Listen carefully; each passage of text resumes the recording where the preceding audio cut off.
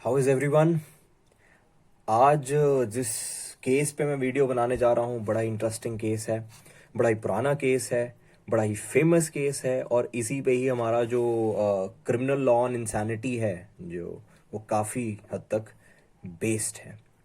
और you guessed it right, इस case का नाम है आर वर्सेस मैकनॉटन या फिर मैकनॉटन्स टेस्ट ऑफ इंसैनिटी के नाम से भी इसे कई बार मेंशन किया जाता है in judicial exams, in LLB exams, in LLM exams, in UGC exams. So सब इससे पहले मैं आपको इस केस की निटिग्रिटी में जाऊं, मैं आपको बताऊंगा इस वीडियो लेक्चर का एक स्ट्रक्चर। सबसे पहले हम एक जनरल क्वेश्चन पोज करेंगे। आफ्टर दैट हम इस केस की कहानी को डिस्कस करेंगे। कहानी को डिस्कस करने के बाद हम जानेंगे कि हाउस ऑफ लॉर्ड्स ने इसके जो सिद्धांत थे यानी कि इंसानिटी के जो प्रिंसिपल्स थे उनको कैसे सम अप किया। So let's get started. सबसे पहले जो आज का हमारा क्वेश्चन ये है कि हम कहते हैं कि क्राइम जो है या एक जो क्रिमिनल एक्ट है वो अपने मेंजरिया यानी कि गिल्टी माइंड के बिना जो किया जाए उसे क्राइम नहीं माना जाता। That's the general principle. Of course इसकी एक्सेप्शंस हैं बट इसका महत्व बहुत ज्यादा है। क्यों? क्योंकि जो आदमी कॉन्शियस ही नहीं है वो क्या कर रहा है उसको यूजुअली हम जिम्मेवार नहीं मानते। ऐसे ही अगर कोई मेरा पड़ोसी जो नॉर्मल है वो मुझे अगर कुछ बुरा भला कहे, मेरे बारे में कुछ कहे कि ये चोर है, ऐसा है, वैसा है, मैं उस पर मानहानि का मुकदमा दायर करूंगा, डेफेमेशन का केस कर सकता हूं। बट यहीं पे अगर कोई मेंटल इंस्टीट्यूट में अगर कोई पेशेंट है और वो मुझे ऐसा कह रहा है कि मुझे पता है तुमने किस किस को मारा है और तुम चोर हो, तब मैं ऐसा कभी भी नहीं करूंगा because I will understand that he does not know what he is saying.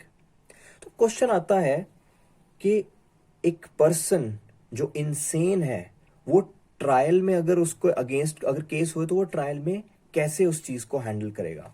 और इसी को पढ़ने के लिए, इसी को जानने के लिए हम इस केस का सहारा लेंगे आज। तो आर वर्सेस मैकनॉटन की कहानी काफी पुरानी है। It was back in 1843। So you can see कि बड़ा ही पुराना केस है। यहाँ पे जो हमारा किरदार है, जो हमारा बेचारा अक्यूज्ड है, हिज नेम वाज मैकनॉटन। तो जो ये मैकनॉटन था, he was suffering from something called an insane delusion.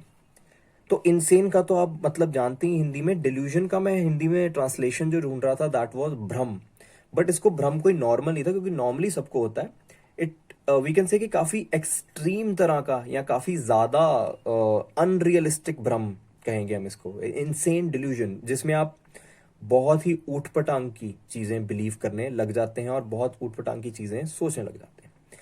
तो इसको इनसेन डिल्यूजन ये थी कि जो उस वक्त का प्राइम मिनिस्टर है यूके का, वो इसे नुकसान पहुंचा चुका है और फिर से अब इसे फिजिकली इंजर करने आएगा। इसी डर में एक दिन जो हमारे मैकनॉटन है वो चले गए उधर कि उससे पहले के जो पीएम है वो मुझे मारने आए, मैं उसको देख लूंगा। बट हुआ ये कि उसे लगा कि जो पीएम का एक सेक्रेटरी है उसका नाम था मिस्टर ड्रमंड, वो ही है क्या हमारा मिस्टर पीएम। तो पीएम साहब उसको समझ के उन्होंने जो सेक्रेटरी था उसी को ही गोली मार दी।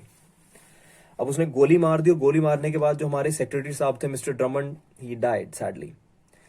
इस पे बहुत ही हल्ला मचा इस केस पे। और जो ट्रायल हुआ जब, तो जूरी ने भी इसे एक्विट कर दिया। उसके बाद और हल्ला मचने लग गया। जब ये केस गया हाउस ऑफ लॉर्ड्स में, तो इस केस के रिगार्डिंग थोड़ी सी जो रिटन स्टेटमेंट्स है मैं आपको उसकी बातें बताता हूं। उसमें हुआ ये कि जो हमारे डिफेंस काउंसिल थे यानी कि जो डिफेंड कर रहे थे हमारे मिस्टर मैकनॉटन को, उन्होंने प्लीड की क्या, इंसैनिटी। और कहा कि इसी इंसैनिटी के कारण he does not know what he is doing और इसके एक्ट की नेचर क्या है इसको पता ही नहीं है। तो अगर इसके मेंजरिया नहीं है तो he is just like an person who is अनकेपेबल of knowing what ever is doing, like 1 year old boy. जैसे 1 साल का कोई इन्फेंट होता है तो उसको पता ही नहीं है कि व्हाट इज व्हाट, और वो अगर कुछ कर दे तो उसको पनिशमेंट नहीं होगी। Why? Because he cannot even form mens rea. उसके साथ उन्होंने मेडिकल रिपोर्ट भी दिखाई और मेडिकल रिपोर्ट में लिखा था कि that mister McNaughton is suffering from a delusion. After that again इसे एक्विटल कर दिया गया, बट उसके साथ साथ सर्टेन प्रिंसिपल्स भी हाउस ऑफ लॉर्ड्स ने सम अप किए। ये प्रिंसिपल्स क्या है मैं आपको रीड आउट कर देता हूं एक समरी वे में। सबसे पहला प्रिंसिपल है, every man is presume to be sane until the contrary is proved. यानी कि कचहरी के सामने जब भी कोई आदमी आ रहा है कह रहा है मैं इनसेन हूं, कचहरी पहले प्रिज्यूम करके ये बैठी होगी कि ये आदमी नॉर्मल था, और इसी के साथ जो आदमी क्लेम कर रहा है दैट आई एम इनसेन, उसी को ही प्रूव करना पड़ेगा that he is insane. Second, to establish a defence of insanity it must be clearly proved that at the time of committing the act the person was laboring under such disorder। यानी कि it's no use के एक आदमी जिसने crime किया, crime करने के समय he was normal, he was Sen, but crime करने के बाद पागल हो गया, या फिर पहले पागल था अभी सेन है, अभी क्राइम करता है, उसके बाद कहता है नहीं नहीं I was insane earlier so you know I must be insane उस टाइम पे भी। सो इसी को कहते हैं लीगल इंसैनिटी। यानी कि जिस वक्त आपने क्राइम किया है तब at that point of time you must prove that you were insane or you were unsound. Third principle जो था कि if the accused was conscious of the act that he ought not to do and if that act was contrary to law he is punishable.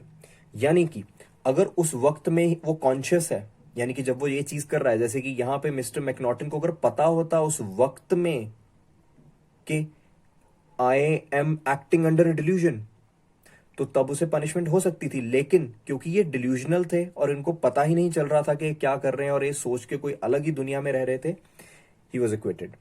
So third principal कहता है कि अगर उसे conscious उसे पता है तो then he can be punished. Fourth, ये बड़ा इंपॉर्टेंट है, where a person is under insane delusion as to facts, commits an offense, in consequence criminality must depend on the nature of delusion। यानी कि एक डिल्यूजनल आदमी को पता तो है कि वो कुछ करने जा रहा है, ये तो पता होता है, लेकिन वो जो एक दुनिया वो अपनी क्रिएट कर लेता है ना, उसी दुनिया में हमें उसे घुस के उसकी सिचुएशन को समझना है, राइट।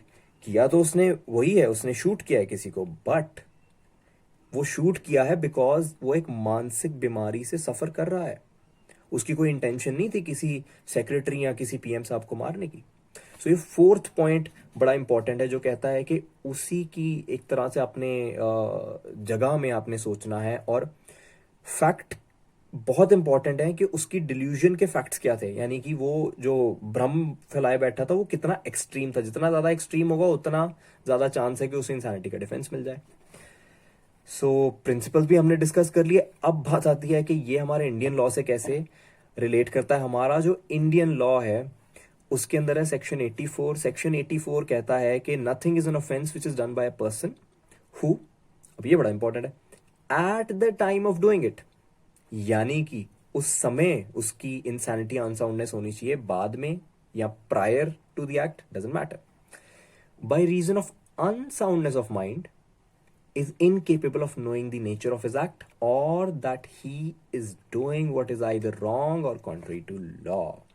So अगर आप इस चीज को कंपेयर करके देखें हमारे प्रिंसिपल से जो अभी हमने पढ़े, you will find many similarities, and this McNaughton's test or McNaughton's rule or McNaughton's case is still relevant।